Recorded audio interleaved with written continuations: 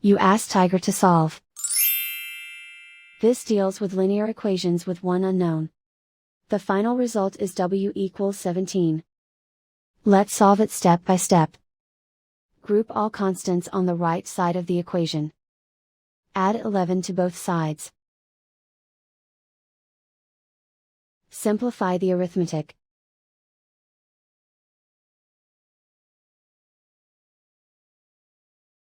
Isolate the w.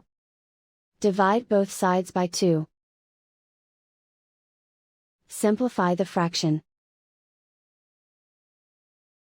Find the greatest common factor of the numerator and denominator. Factor out and cancel the greatest common factor. And so the final result is w equals 17.